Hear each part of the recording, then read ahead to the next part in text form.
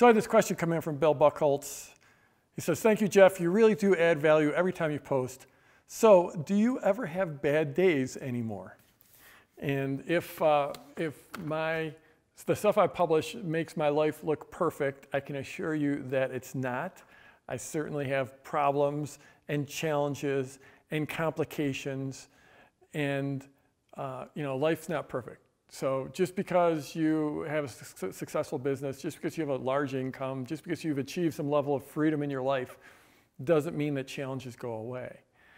And so I would say, yes, I do have bad days, but I have spent a long time working on this, and I would say that it's very, very rare for me to have bad days. It's more common for me to have bad hours or bad minutes. But the reality is that in almost every circumstance that the situation isn't nearly as bad as you're making it in your brain. You have immense amount of control over how you react to a situation. And when you start to take control over how do you react to situations, then you stop having bad days or have many, many, many fewer. Is that right? Did I get that right? Many fewer. So you have many fewer bad days. And it all comes down to framing, and it all comes down to training your brain. And I've started doing this in my late teens and early 20s. I started going through this process of rewiring my brain, and I've been doing it intensely for the last 25 years. I personally think meditation is one of the best ways you can get yourself to be less reactive to bad things, to negative things happening. I think gratitude is an amazing practice. I was just listening to Sam Harris, and he was talking about a time he had dinner with his family, and he said they were all sitting around and no one was in a great mood. Everyone was a bit disgruntled. It just wasn't great energy in the room.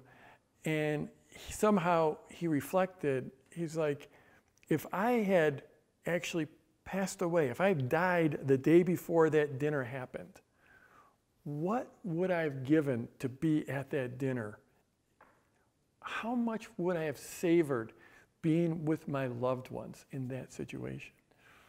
And the thing is almost every situation has the seeds of something great in it. Almost every situation, every negative situation, every complication, every bit of chaos has the seeds of an incredible learning in it, of incredible growth in it. And if you just look back at the difficult times in your lives, how many times has that been something that allowed you to grow, that allowed something to open up? So these are the type of games I play in my head. And sure, it's easy enough to say, oh, you should just think positive, be happy. And you hear someone saying that kind of stuff, and you just want to punch them in the face, right? You get sick of hearing that kind of stuff. But it's so true. You're in control of your reaction. You're not in control of every situation in your life. And even when you have the kind of business I have, when you've achieved the kind of success I've had, and the kind of freedom I've had, and the kind of income I've had, you're still not in control of everything. The world is going to throw stuff at you. There will be problems. There will be complications. There is chaos. There's chaos every day in my life.